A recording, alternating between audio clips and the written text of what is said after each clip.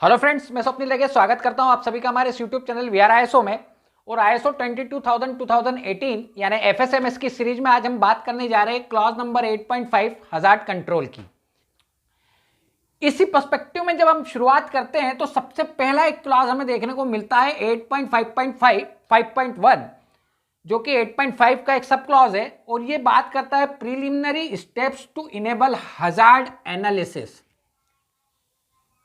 हमने बात करी हजार्ड कंट्रोल की कि हमें हजार्ड कंट्रोल करना है और यहां पे हमने शब्द देखा हजार्ड एनालिसिस।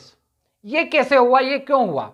तो सिंपल सी चीज है कि यदि आपको हजार्ड को कंट्रोल करना है तो आपको हजार्ड के बारे में पता होना चाहिए, आपको हजार्ड का नॉलेज होना चाहिए, आपको हजार्ड की जानकारी होनी चाहिए। और जब इस हजार्ड के बारे में आपको पता हो, आपको इसकी जानकारी हो, तो आपको इसका एनालिसिस भी करना होगा।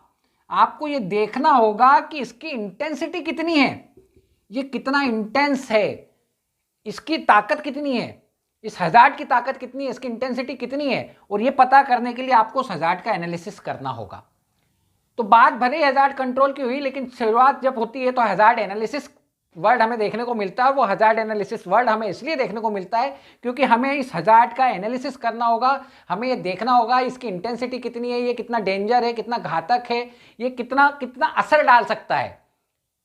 और जब हमें ये चीज पता चलेगी उसके बाद ही हम इसे कंट्रोल करने के लिए काम कर सकते हैं, हम इसे कंट्रोल करने के तरीके ढूंढ सकते हैं।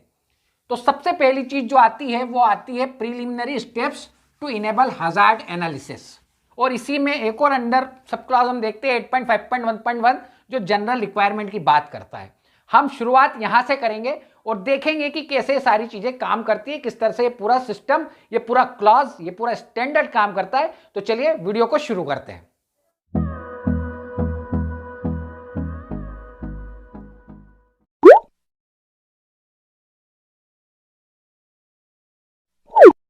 अब सबसे पहले हम बात करेंगे क्लॉज 8.5.1.1 जनरल की।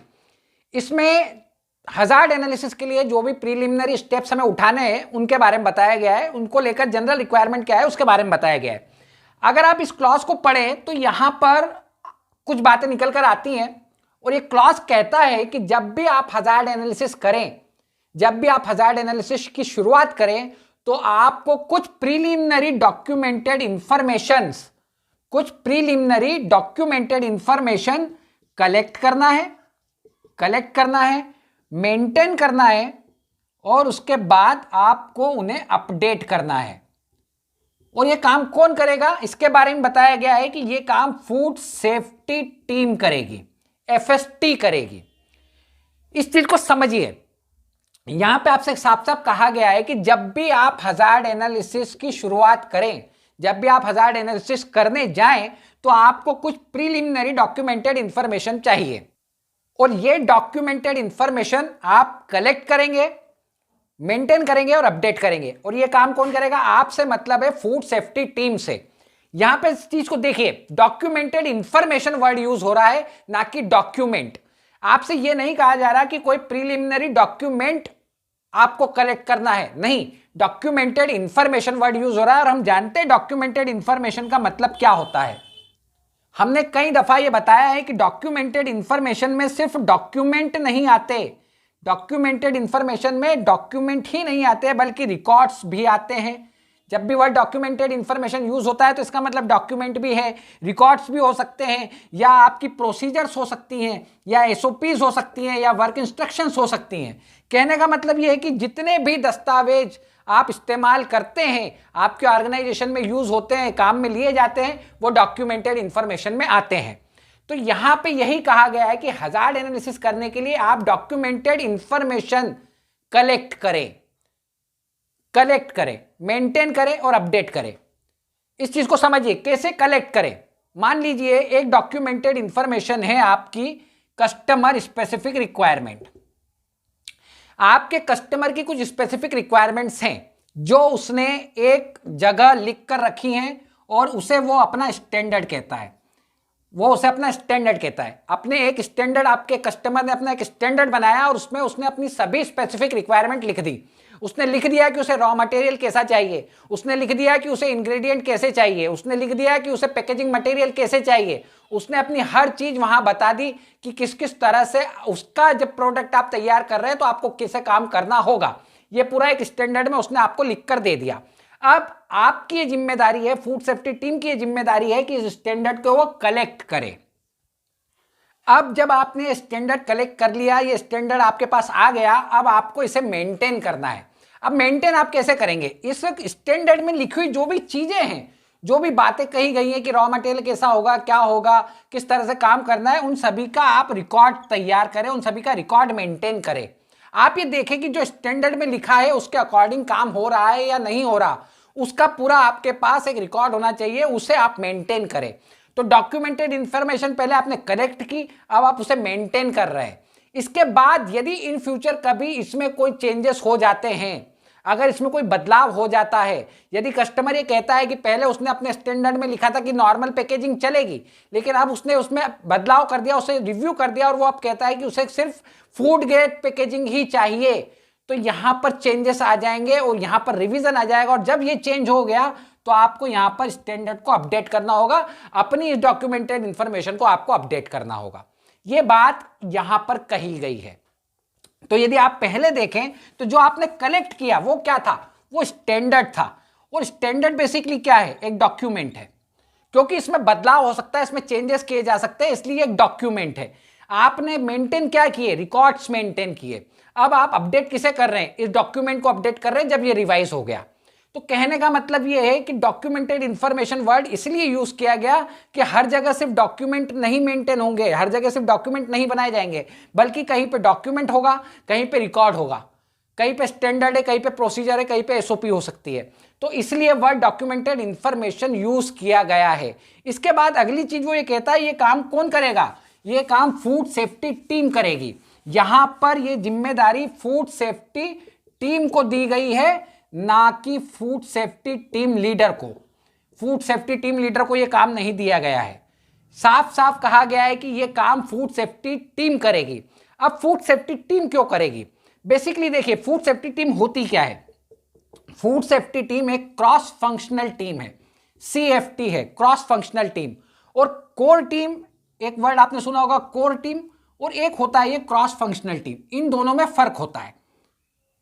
कोर टीम बेसिकली वो टीम होती है जो किसी पर्टिकुलर प्रॉब्लम पे किसी एक डिपार्टमेंट के लोगों की टीम, मान लीजिए क्वालिटी को लेकर कोई इश्यू हो गया, अब क्वालिटी डिपार्टमेंट के लोगों की अगर एक टीम बनाएगी उस पर्टिकुलर प्रॉब्लम को सॉर्ट आउट करने के लिए, तो वो जो टीम कहलाएगी वो कोर टीम कहलाएगी। लेकिन जो क्रॉस फंक्शनल टीम होती है वो बेसिकली किसी एक चीज पर, उस मुद्दे पर, उस इशू पर जितने भी डिपार्टमेंट्स हैं, कंसर्न डिपार्टमेंट्स है, उन डिपार्टमेंट के लोगों की टीम, वो क्रॉस फंक्शनल टीम कहलाती है।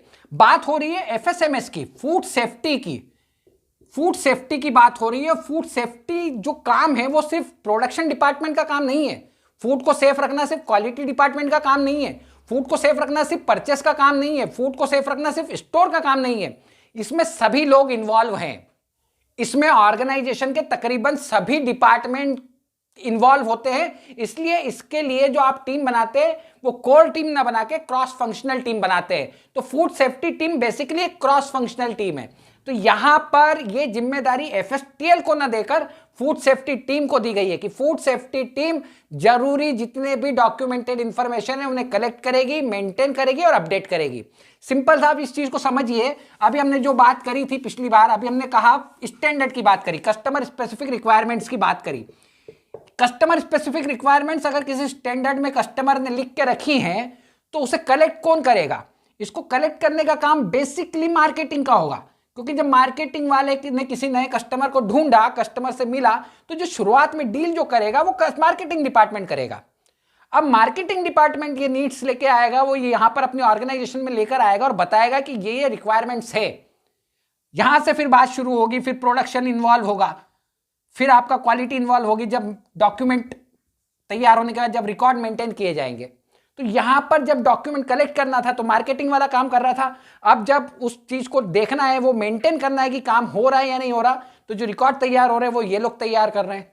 तो ये सारी जो चीजें हैं ये सब इसमें अलग अलग डिपार्टमेंट के लोग इन्वॉल्व होंगे, इसलिए ये काम फूड सेफ्टी टीम लीडर ना करके फूड सेफ्टी टीम करेगी। सभी लोगों का इसमें कंट्रीब्यूशन होगा, सभी लोग मिलकर इस काम को करेंगे। अब इसमें अगली चीज जो आती है वो ये आती है कि इसमें कौन कौन सी चीज आएगी, कौन कौन से डॉक्यूमेंटेड इंफॉर्मेशन है जो आप इसमें इंक्लूड करते हो। जब आप प्रीलिमिनरी स्टेप्स की बात करते हो तो आपको कौन कौन सी चीजें हैं जो आप इसमें इंक्लूड करते हो, इसमें लेते हो। तो इसमें जो डॉक्यूमेंटेड इंफॉर्मेशन इंक्लूड हैं उसमें एक तो आती है आपकी लीगल और कस्टमर रिक्वायरमेंट।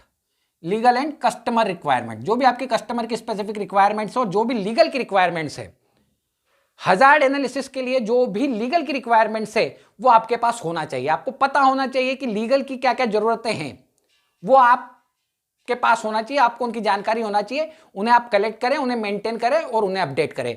जो भी आपकी कस्टमर की रिक्वायरमेंट्स हैं वो आप कलेक्ट करें, उन्हें मेंटेन करें और उन्हें अपडेट करें। इसके बाद इसमें जो दूसरी चीज आती है वो आती है ऑर्गेनाइजेशन के जो भी प्रोडक्ट्स है, जो भी ऑर्गेनाइजेशन के प्रोडक्ट्स है उनके बारे में आपके पास जानकारी होना चाहिए। जो भी प्रोसेस यूज हो रही है उनके बारे में आपके पास इंफॉर्मेशन, डॉक्यूमेंटेड इंफॉर्मेशन होनी चाहिए। इसके अलावा जो भी आपके इक्विपमेंट हैं, तो आपके पास आपके ऑर्गेनाइजेशन के प्रोडक्ट्स, प्रोसेस और जो भी इक्विपमेंट्स है उनसे जुड़ी हुई उनकी जो भी डॉक्यूमेंटेड इंफॉर्मेशन है आपके पास होना चाहिए। उसे आप कलेक्ट करें, उन्हें मेंटेन करें और उन्हें आप अपडेट करें। और इसके बाद जो आखिरी चीज आती है, जो तीसरी चीज है, जो कम से कम आपको पता होना चाहिए, वो है फूड सेफ्टी हजार्ड।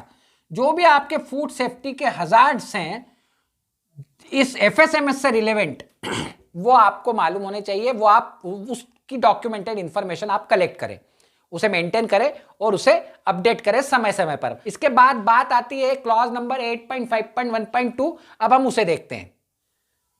अब बात आती है क्लॉज नंबर 8.5.1.2 और ये कहता है characteristics of raw material, ingredients and product contact material.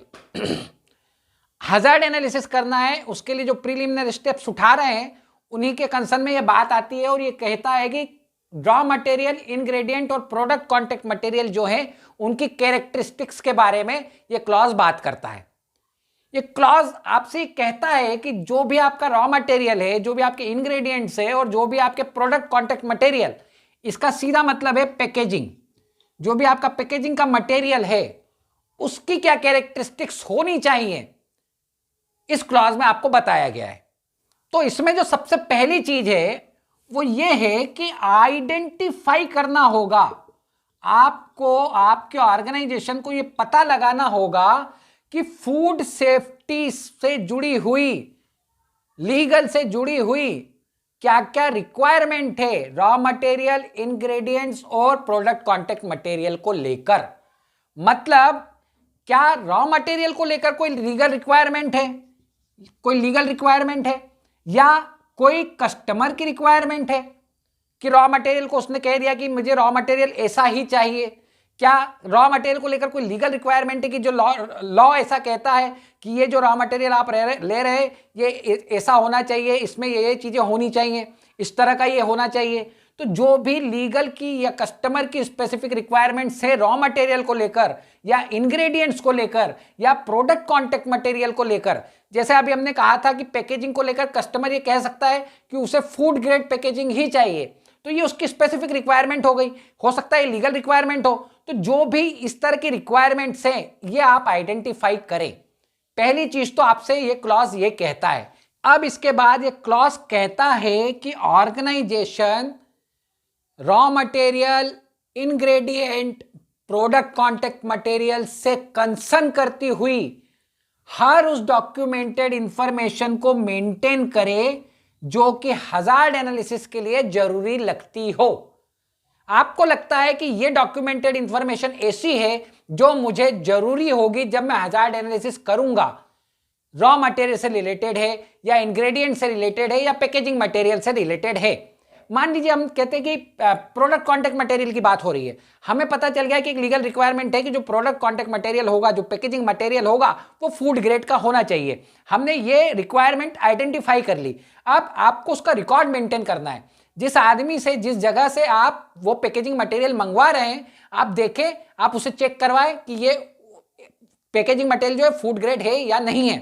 आप उससे कोई सर्टिफिकेट लें जिससे इंश्योर हो कि हाँ ये फूड ग्रेड था, अब आप उसका रिकॉर्ड मेंटेन करें। अगर आपको ऐसा लगता है आप थर्ड पार्टी इंस्पेक्शन कराएं, आपको इस चीज का मेंटेन करना होगा रिकॉर्ड, आपको डॉक्यूमेंटेड इंफॉर्मेशन इस चीज की मेंटेन करना होगी जो कि आपको हजार्ड एनालिसिस के समय काम आएगी। ये दो बातें इस क्लॉज में शुरुआत में आपसे कही गई हैं। तो ये तो हमने आपको एग्जाम्पल के तौर पे बताया। अब इसमें कुछ चीजें हैं जो ये इस स्टैंडर्ड में, इस क्लॉज में स्पेसिफिकली लिखी गई हैं कि आपके इसमें जो जो एप्रोप्रिएट हो, जो जो लागू होता हो, उस सारी चीजों को आपको, उन सारे डॉक्यूमेंटेड इंफॉर्मेशन को आपको मेंटेन करना है। जैसे कि वो कहता है कि अगर आपकी कोई बायोलॉजिकल या कोई फिजिकल या कोई केमिकल कैरेक्टरिस्टिक्स है, ठीक है, आपको लगता है कि कोई बायोलॉजिकल कैरेक्टरिस्टिक्स है इस रॉ मटेरियल की या इस इंग्रेडिएंट की या इस प्रोडक्ट कॉन्टेक्ट मटेरियल की, तो आप उस कैरेक्टरिस्टिक्स को मेंटेन करें, उसका डॉक्यूमेंटेड इंफॉर्मेशन आपके पास होनी चाहिए। आप आइडेंटिफाई करें और उसे मेंटेन करें। आपको अगर ऐसा लगता है कि जो इंग्रेडिएंट है इसमें कोई केमिकल कंपोजिशन है, कोई केमिकल कैरेक्टरिस्टिक्स इसकी ऐसी हैं जो कि आगे चल के हजार्ड एनालिसिस में हमें काम आने वाली है, तो आप उसे आइडेंटिफाई करें और उसे आप मेंटेन करें। यह आपको काम करना होगा।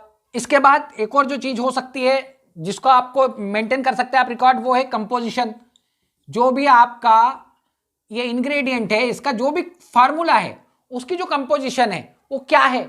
हो सकता है आपको उसकी जरूरत हो। यदि आप मान लीजिए कोई ऐसी चीज बना रहे हैं जहां पर कि केमिकल कंपोजिशन आपको जरूरी हो, जो फार्मूला है उसकी रिक्वायरमेंट हो, जो इंग्रेडिएंट है वो क्या कैसे बना है, कोई केमिकल है, मान लीजिए इंग्रेडिएंट, अगर आप कोई केमिकल यूज कर रहे हैं तो उससे जुड़ी हुई, उसकी कंपोजिशन से जुड़ा हुआ जो भी आपको रिकॉर्ड हो सकता है मेंटेन करना हो सकता है आपको यहां पर इसके एमएसडीएस की जरूरत हो, तो आप इसको मेंटेन करें, इसे रखें। सोर्स क्या है, हो सकता है कि आपको जरूरत पड़े हजार्ड एनालिसिस करते समय कि जो सोर्स था आपके रॉ मटेरियल का वो क्या था, क्या वो एनिमल से आपने लिया है या मिनरल से लिया है या कोई वेजिटेबल है, किस तरह से आपका सोर्स क्या है, इस रॉ मटेरियल का सोर्स क्या है, इस इंग्रेडिएंट का सोर्स क्या है। इसके बाद एक और जो चीज आती है वो आती है प्लेस ऑफ ओरिजिन। कहां से आया है ये रॉ मटेरियल कहां से आया है, इसका ओरिजिन क्या है, इसे कहां से लिया गया है। क्योंकि हम बात कर रहे थे कि जो फूड सेफ्टी मैनेजमेंट सिस्टम है 2005 में जब पहली बार लॉन्च किया गया तो उसके पीछे सोच ही यह थी कि आखिर ओरिजिन क्या होता है हमारे फूड का ओरिजिन क्या है। कई दफा ये पता ही नहीं होता था। तो जिस सोच के साथ इस चीज को शुरू किया गया था वो यहां पर भी लागू होती है कि आखिर ये रॉ मटेरियल का ओरिजिन क्या है, प्लेस ऑफ ओरिजिन क्या है, ये इंग्रेडिएंट में जो यूज कर रहा हूं इसका ओरिजिन क्या है। ये चीज आपको मेंटेन करना होगी, ये एक डॉक्यूमेंटेड इंफॉर्मेशन के तौर पे यदि एप्रोप्रिएट है। इसमें कही गई सारी बातें जरूरी नहीं है कि आपके यहाँ पे एप्रोप्रिएट हो, आपके यहाँ लागू होती हो, लेकिन इनमें से अगर कोई चीज लागू होती हो तो आपको उसे करना होगा। इसके बाद बात आती है मेथड ऑफ प्रोडक्शन की कि आखिर ये जो रॉ मटेरियल है इसे कैसे बनाया गया, कौन सी मेथड से इस रॉ मटेरियल को तैयार किया गया। इसके अलावा और भी कई चीजें हैं, जैसे पैकेजिंग कैसी थी, पैकेजिंग को लेकर क्या नॉर्म्स फॉलो किए गए, अगर जरूरत हो तो उसका डॉक्यूमेंटेड इंफॉर्मेशन आप मेंटेन करें। इस रॉ मटेरियल की स्टोरेज कंडीशन क्या होगी, इसे हम कहां स्टोर करेंगे और इसकी शेल्फ लाइफ क्या है, कैसे स्टोर किया जाएगा, कहां स्टोर किया जाएगा, क्या टेम्परेचर पे स्टोर किया जाएगा, इसे ठंडी जगह पर स्टोर किया जाएगा या गर्म जगह पर स्टोर किया जाएगा, किस तरह का टेम्परेचर मेंटेन करना होगा, क्या मॉइस्चर की जरूरत होगी, क्या चीजें हैं जो जिनका ध्यान रखना है। वो सारी चीजें अगर आपको लगती है कि हजार्ड एनालिसिस में काम आएंगी तो उस डॉक्यूमेंटेड इंफॉर्मेशन को आप इकट्ठा करके रखें, उसको मेंटेन करें, रॉ मटेरियल से जुड़ी हुई हो, इंग्रेडिएंट से हो या पैकेजिंग मटेरियल से। यह भी हो सकता है कि जो आप रॉ मटेरियल ला रहे हैं, जो इंग्रेडिएंट यूज कर रहे हैं, इनमें किसी तरह की प्रिपरेशन की जरूरत हो। प्रोसेस शुरू करने से पहले, इसका इस्तेमाल आपके ऑर्गेनाइजेशन में करने से पहले हो सकता है कि आपको किसी तरह की कोई प्रिपरेशन की जरूरत हो, तो क्या उसका कोई रिकॉर्ड आपको चाहिए, क्या इसकी जरूरत है आपके यहां पर, तो उस रिकॉर्ड को मेंटेन करिए। यह बात इस क्लॉज में कही गई है, ये क्लॉज आपसे ये बात भी कहता है। इसके बाद जो सबसे अहम चीज है वो ये है कि इसको लेकर कोई भी अगर स्पेसिफिकेशन है, मान लीजिए रॉ मटेरियल का कोई स्पेसिफिकेशन है, तो वो आपके पास होना चाहिए, जिससे कि ये इंश्योर हो कि फूड सेफ्टी की जा सकती है। फूड सेफ्टी इंश्योर करने के लिए यदि कोई क्राइटेरिया है, ठीक है, या कोई स्पेसिफिकेशन है, तो वो आपको मेंटेन करना है, उसका डॉक्यूमेंटेड इंफॉर्मेशन आप मेंटेन करें। तो तकरीबन 9 से 10 चीजें हैं जो इसमें आपको मेंटेन करना होंगी, जो डॉक्यूमेंटेड इंफॉर्मेशन के तौर पे आपको इनमें से कुछ एक जो होंगी वो आपको मेंटेन करना होंगी, जो आपके यहां पर एप्रोप्रिएट हो। जरूरी नहीं है कि सभी की आपकी जरूरत हो सकता है किसी की आपको जरूरत हो, किसी की ना हो, तो जो जरूरी है उनको मेंटेन करें। इसके बाद अगला क्लॉज आता है 8.5.1.3 और वो बात करता है कैरेक्टरिस्टिक्स ऑफ एंड प्रोडक्ट्स। तो दोस्तों अब हम देखेंगे 8.5.1.3 कैरेक्टरिस्टिक्स ऑफ एंड प्रोडक्ट्स। अभी हमने बात करी रॉ मटेरियल की, इंग्रेडिएंट की और पैकेजिंग मटेरियल की। मतलब वो चीज जो आपने परचेस करी, जो आप बाहर से लाए, आपने अभी उस चीज की बात करी, उसकी कैरेक्टरिस्टिक्स के बारे में आपने बात करी कि आपको क्या प्रीलिमिनरी स्टेप्स उठाने होंगे जब आप हजार्ड एनालिसिस करने जा रहे हैं और चीज आपने परचेस करी है, आपने बाहर से लाई है, उसकी क्या कैरेक्टरिस्टिक्स होंगी जिनके ऊपर आपको ध्यान देना होगा और उस पर आपको क्या काम करना है। अब हम बात करेंगे एंड प्रोडक्ट की। मतलब अब आपके ऑर्गेनाइजेशन में जो एंड प्रोडक्ट बन रहा है, जो आप बनाते हैं, मान लीजिए आप कोई इंस्टेंट मिक्स बना रहे हैं, ठीक है, कोई इंस्टेंट मिक्स आप बना रहे हैं, या आप कोई मान लीजिए आप मसाला बनाते हैं, या आप अचार बना रहे हैं, ठीक है, पिकल बना रहे हैं आप, तो आपको यह आपका एंड प्रोडक्ट है और इसकी क्या कैरेक्टरिस्टिक्स होंगी जब आप हजार्ड एनालिसिस करने जाएंगे आगे, तो आपको क्या प्रीलिमिनरी स्टेप्स इसको लेकर उठाने होंगे, एंड प्रोडक्ट की कौन कौन सी कैरेक्टरिस्टिक्स होंगी जिनको आपको ध्यान रखना होगा। अब हम जरा उसकी बात करते हैं, उसके बारे में इस क्लॉज में बताया गया है। तो सबसे पहले आपको आइडेंटिफाई करना होंगी हर वो रिक्वायरमेंट, ऑल रिक्वायरमेंट, जितनी भी रिक्वायरमेंट हैं फूड सेफ्टी को लेकर, फूड सेफ्टी को लेकर आपके एंड प्रोडक्ट में।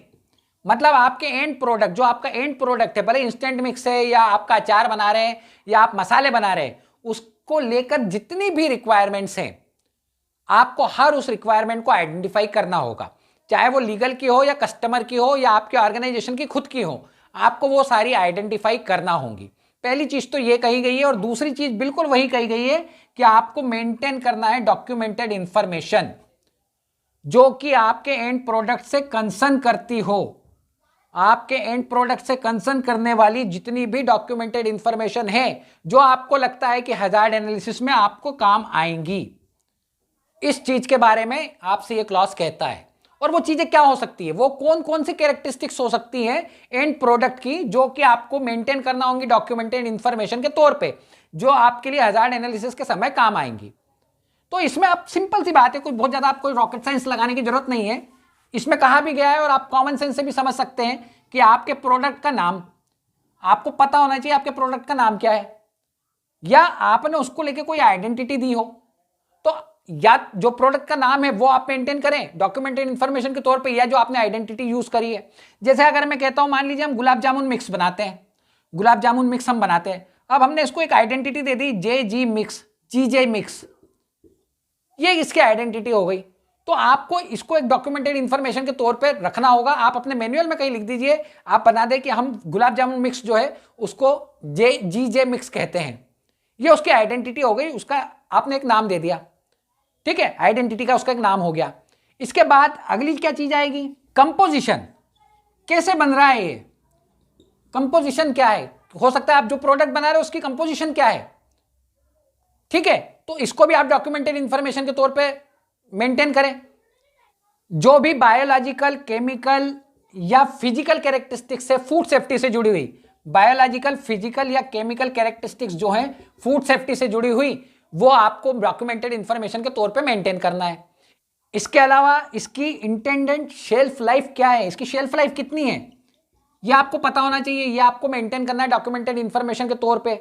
इसकी स्टोरेज की क्या कंडीशन है, इसे स्टोर कैसे किया जाएगा, जैसे हमने रॉ मटेरियल के मामले में देखा था, क्योंकि वो रॉ मटेरियल था वो कहीं और से परचेस हो रहा था, अब उसे कैसे मेंटेन करना है, उसकी क्या स्टोरेज की कंडीशन है, ये आप वहां पर देख रहे थे। लेकिन अब आपका एंड प्रोडक्ट बन रहा है, एंड प्रोडक्ट तैयार हो रहा है, तो उसकी क्या स्टोरेज की कंडीशन है, उसे कहाँ रखना है, उसे खुले में रखना है या कैसे रखना है, क्या टेम्परेचर पे रखना है, मॉइस्चर से बचाना है, क्या करना है, वो सारी चीजें, स्टोरेज की कंडीशंस आपको डॉक्यूमेंटेड इंफॉर्मेशन के तौर पे मेंटेन करना है, ये बात इसमें कही गई है। इसके बाद अगली जो चीज आती है पैकेजिंग, पैकेजिंग कैसे होगी, इसकी पैकेजिंग कैसे होगी, क्या फूड ग्रेड में से पैक किया जाएगा, किस तरह से इसकी पैकेजिंग होगी, इस चीज का ध्यान रखना है, इस चीज को मेंटेन करना है, इसका डॉक्यूमेंटेड इंफॉर्मेशन मेंटेन आपके पास होना चाहिए। इसके अलावा एक और जो बड़ी खास चीज है वो है लेबलिंग। आप कैसे लेबलिंग करेंगे, क्या लेबलिंग होगी, है ना, लेबल लगा होता है फूड प्रोडक्ट के ऊपर, पैकेट के ऊपर, कि कैसे इसे यूज करें, हैंडलिंग के बारे में बताया जाता है कि इसकी हैंडलिंग कैसे होगी, इसका यूज कैसे किया जाएगा, ठीक है, ये सारी चीजें लेबलिंग की चीजों में आती है। लेबलिंग आपको इस चीज की करनी है, ये चीज का एक डॉक्यूमेंटेड इंफॉर्मेशन आपके पास होनी चाहिए कि हम कैसे लेबलिंग करेंगे, ये आपको बताना होगा। और एक और जो चीज आती है वो आती है मेथड ऑफ डिस्ट्रीब्यूशन। इसे डिस्ट्रीब्यूट कैसे किया जाएगा, इसकी क्या मेथड होगी, मेथड ऑफ डिस्ट्रीब्यूशन, ये भी आपको मेंटेन करना होगा, इसका डॉक्यूमेंटेड इंफॉर्मेशन आपको मेंटेन करना होगी। ये भी बात इस क्लॉज में कही गई है। तो टोटल एंड प्रोडक्ट को लेकर जो कैरेक्टरिस्टिक्स है उनके बारे में इस क्लॉज में बताया गया है। हजार्ड एनालिसिस करते समय एंड प्रोडक्ट की क्या कैरेक्टरिस्टिक्स होंगी जो आपको मेंटेन करना चाहिए, जिनका आपको ध्यान रखना चाहिए, वो सारी यहां पे बताई गई हैं इस क्लॉज में 8.5.1.3 में। अब हम बात करते हैं क्लॉज नंबर 8.5.1.4 जो कि इंटेंडेड यूज की बात करता है। अब हम जरा उस क्लॉज को देखते हैं। तो देखिए दोस्तों, क्लॉज 8.1.4 इंटेंडेड यूज, इस चीज को समझिए। आपका एंड प्रोडक्ट एक अलग चीज हो जाती है और उसका इंटेंडेड यूज एक अलग चीज हो जाती है। आपका एंड प्रोडक्ट मान लीजिए मसाला है, अब इसका इंटेंडेड यूज क्या होगा, इसे आप सब्जी में, दाल में, नॉन वेज में यूज करेंगे, वहां पर इसका इस्तेमाल होगा। मतलब अभी इसका एक इस्तेमाल हो रही है, सीधे कंज्यूम नहीं होगा। अभी ये कहीं किसी सब्जी में, दाल में, मसाले में, नॉन वेज में कहीं इसका इस्तेमाल होगा, उसके बाद ये यूज होगा, इसके बाद इसे कंज्यूम किया जाएगा, खाया जाएगा। तो इसका इंटेंडेड यूज क्या है कि अभी ये एक और प्रोसेस इसको लेकर होनी है, अभी इसे एक जगह और इस्तेमाल किया जाएगा, उसके बाद ये कंज्यूम होगा। मान लीजिए आप चिप्स बनाते हैं, ठीक है, आप चिप्स बनाते हैं। अब चिप्स क्या है, जो चिप्स आपने बनाई है उसका इंटेंडेड यूज क्या है, वो डायरेक्ट कंज्यूम होगी, वो किसी के द्वारा खाई जाएगी, उसका और कहीं इस्तेमाल नहीं होगा। वो किसी सब्जी में नहीं डाली जाएगी, वो किसी नॉन वेज में नहीं डाली जाएगी, उसे सीधे ह्यूमन कंज्यूम करेंगे, उसे इंसान सीधे खाएगा। तो इंटेंडेड यूज क्या है, ये सीधे डायरेक्ट कंज्यूम होगा, और ये अभी डायरेक्ट कंज्यूम नहीं होगा, इसका इस्तेमाल कहीं दूसरी जगह होगा। तो एंड प्रोडक्ट आपका ये है और इंटेंडेड यूज क्या है, तो ये है। ये फर्क होता है इंटेंडेड यूज में और एंड प्रोडक्ट की जब हम बात करते हैं। तो बेसिकली ये इंटेंडेड यूज कहलाता है। कई लोग कंफ्यूज हो जाते हैं। तो इंटेंडेड यूज जो है वो बेसिकली ये है कि आपका जो एंड प्रोडक्ट है वो आप इसके बाद फर्दर इसकी क्या प्रोसेस होनी है, अब इस पे क्या होगा, क्या ये डायरेक्ट खा लिया जाएगा या एक आध और कोई प्रोसेस इस पे होना बाकी है। आपके एंड पे भले ही नहीं होगी, आपके ऑर्गेनाइजेशन का तो ये एंड प्रोडक्ट है, लेकिन कहीं और जब ये जाने वाला है तो वहां पर इसके साथ क्या होगा, वो उसका इंटेंडेड यूज कहलाता है। अब इसी चीज को लेकर बात कही गई है कि जब भी आप हजार्ड एनालिसिस करना चाहते हैं तो इंटेंडेड यूज को लेकर आपको क्या क्या चीजों का ध्यान रखना होगा, उसके बारे में यहां पे बताया गया है। ये क्लॉज कहता है कि ऑर्गेनाइजेशन को अपने एंड प्रोडक्ट का, ध्यान रखिए, एंड प्रोडक्ट का इंटेंडेड यूज क्या है, ये एक डॉक्यूमेंटेड इंफॉर्मेशन के तौर पे मेंटेन करना है, और साथ ही साथ उसकी हैंडलिंग को लेकर, इस एंड प्रोडक्ट के हैंडलिंग को लेकर जो भी चीजें हैं उनको मेंटेन करना है। किसकी हैंडलिंग कैसे होगी, मान लीजिए मिर्ची पाउडर है, उसकी हैंडलिंग कैसे होगी, ये एक डॉक्यूमेंटेड इंफॉर्मेशन के तौर पे मेंटेन करना है। एंड प्रोडक्ट का इंटेंडेड यूज क्या है, मान लीजिए एंड प्रोडक्ट जैसे मैं कह रहा हूं मिर्ची पाउडर है, इंटेंडेड यूज क्या है कि वो सब्जी में, दाल में, नॉन वेज में, मटन में, मच्छी में, मुर्गे में कहीं यूज होगा, ये उसका इंटेंडेड यूज है। अब इसकी हैंडलिंग में क्या आ गया कि इसे मॉइस्चर से बचाएं, ठीक है, इसे फ्रिज के अंदर ना रख दे, ठीक, ठंडे उसमें इसे ना रखे, तो ये इसकी हैंडलिंग हो गई। अब इसके अलावा एक और जो बात ये कहता है कि एंड प्रोडक्ट का अनइंटेंडेड यूज क्या है, अनइंटेंडेड यूज क्या है ये भी आपको पता होना चाहिए, और इसकी मिसहैंडलिंग या इसका मिसयूज क्या हो सकता है ये भी आपको ध्यान रखना है। ये भी एक डॉक्यूमेंटेड इंफॉर्मेशन के तौर पे आपको मेंटेन करना है। अनइंटेंडेड यूज क्या हो गया, मान लीजिए मैं मिर्ची पाउडर की बात करता हूं, तो अनइंटेंडेड यूज क्या है इसका कि इसे कोई सीधे ना खा ले, ठीक है, कोई सीधे इसे यूज ना कर ले, कंज्यूम ना कर ले, पता चला एक चम्मच भर लिया और खा गए, ऐसा नहीं करना, ये अनइंटेंडेड यूज है इसका मिसयूज ना हो।